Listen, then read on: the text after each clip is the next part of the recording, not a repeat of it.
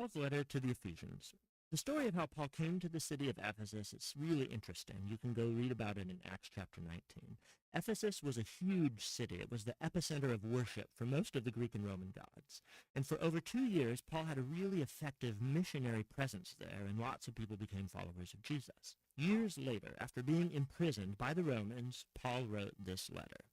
The movement of thought in the letter divides into two really clear halves.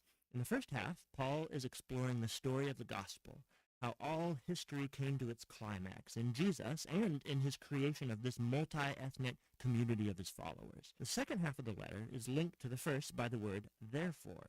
And here Paul explores how the gospel story should affect how we live every part of our life story, personally, in our neighborhoods and communities, and in our families. So let's dive in, and we can see how Paul develops all of this.